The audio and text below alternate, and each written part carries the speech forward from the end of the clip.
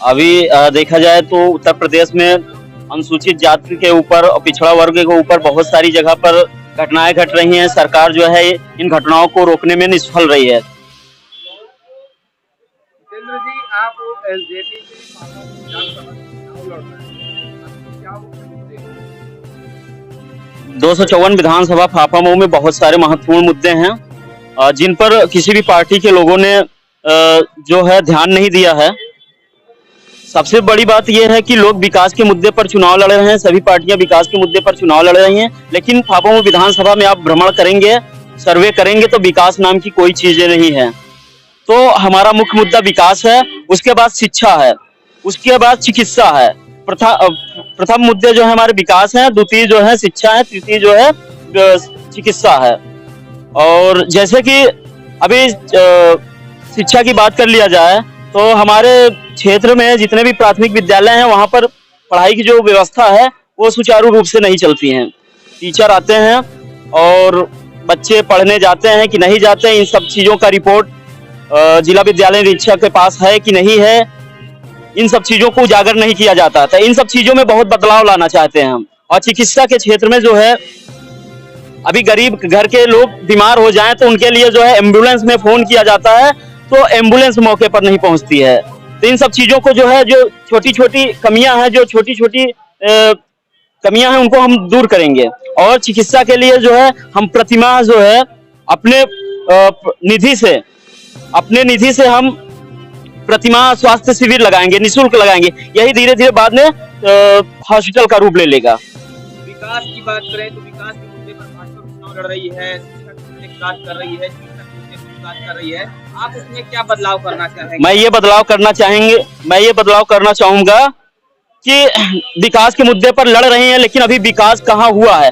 आप देख लीजिए, जहां पर विकास हुआ वहीं विकास हुआ, और जहां विकास नहीं हुआ 70 सालों में वहां विकास भी नहीं हुआ है। और नहीं विश्वास है तो आप मेरे साथ चलिए, इसमें आपको सर्वे करके दिखाता हूँ, आप खुद ही सर्वे कर लेंगे। और शिक्षा के क्षेत्र में जैसी बात है, आज शिक्षा को जो है व्यापारीकरण में तब्दील कर दिया गया, चिकित्सा को जो है व्यापारीकरण में तब्दील कर दिया गया। जितने भी प्राइवेट हॉस्पिटल हैं वो लोग जो है पैसे के दम पर जो है आपका इलाज करते हैं, और पैसा जितना हो सकता है आपसे ऐंठा जाता है। आपकी पूरी कमाई जो है चिकित्सा में चली जाती है, पूरी कमाई चिकित्सा में चली जाती है। मैं चाहता हूँ समान शिक्षा होनी चाहिए, समान चिकित्सा होनी चाहिए, प्राइवेटीकरण को बंद कर देना चाहिए। सरकारी हॉस्पिटल में सभी गरीबों को, सभी अमीरों को निःशुल्क इलाज होना चाहिए। और भैया केवल कागजों पर विकास हुआ है, क्योंकि अगर ये सब चीजें विकास हुआ होता, जैसे कि आयुष्मान भारत का कार्ड वाला जो सिस्टम चल रहा है इनका, वहां पर देखा जाए तो हॉस्पिटल वाले जो है, प्राइवेट हॉस्पिटल वालों जिनके नाम से वो अलर्ट हुआ है कि ये अधिकृत है, ये आपका चिकित्सा के लिए आपका जो है इलाज कर सकते हैं। लेकिन वहां देखा जाए अगर आपका 1000 रुपया का इलाज हो रहा है तो 50,000 रुपया का बिल बनाया जा रहा है। इन सब चीजों में भी घोटाला है। आने वाले समय में अगर आपके हिसाब से देखा जाए तो आप कैसे दूर करेंगे या इस पर क्या कार्रवाई करना चाहेंगे?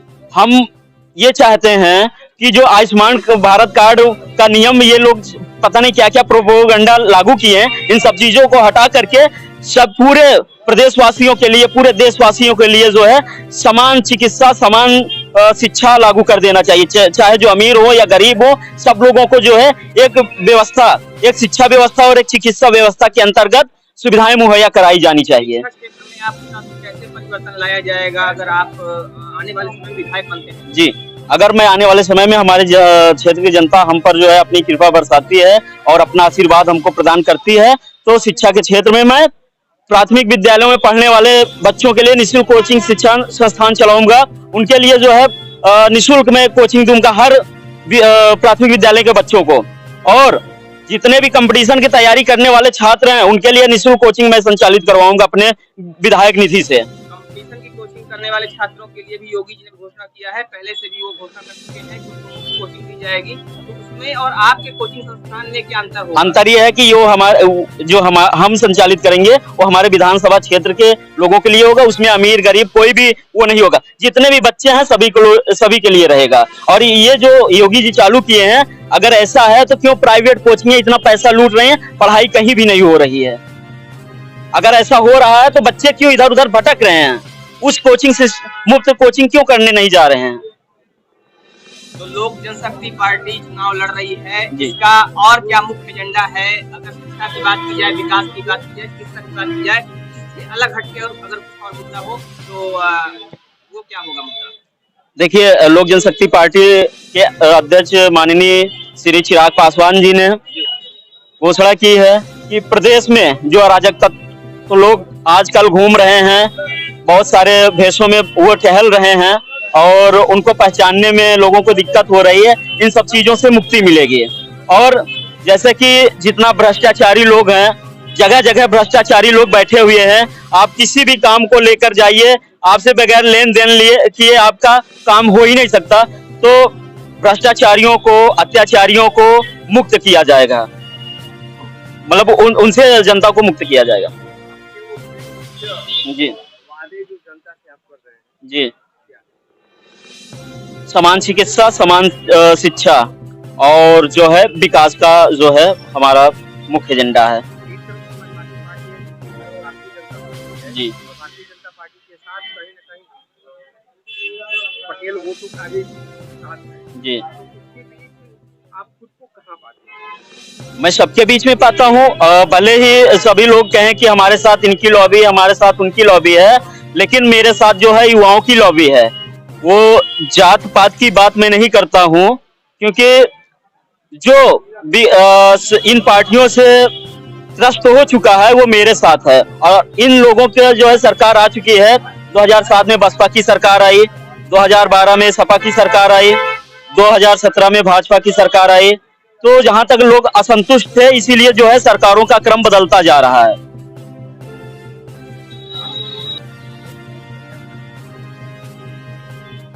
अभी देखा जाए तो उत्तर प्रदेश में अनुसूचित जाति के ऊपर और पिछड़ा वर्ग के ऊपर बहुत सारी जगह पर घटनाएं घट रही हैं। सरकार जो है इन घटनाओं को रोकने में निष्फल रही है। जैसे कि हाल ही में देखा जाए तो गोहरी हत्याकांड है, चकिया घरहरा में, सांसों के पास में चकिया घरहरा गांव है, वहां पर घटनाएं हुई हैं।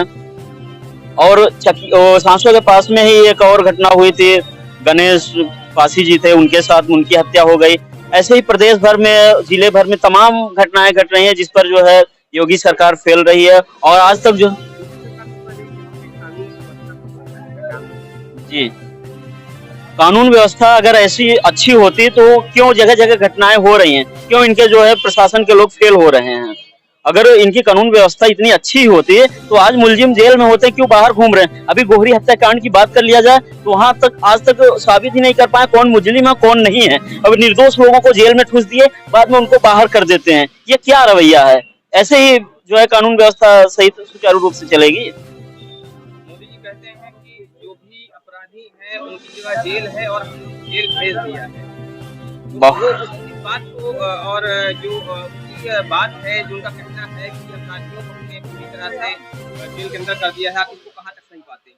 मैं बिल्कुल सही नहीं पाता हूँ, क्योंकि अगर अपराधियों को ये जेल में डाल दिए होते, जगह जगह क्यों घटनाएं हो रही हैं, हत्याएं क्यों हो रही हैं, लोगों के साथ मारपीट क्यों हो रही है, लोगों को धमकियां दी जा रही हैं, आपराधिक प्रवृत्ति के लोग बाहर क्यों घूम रहे हैं? इसलिए मैं उनकी बातों से सहमत नहीं हूँ।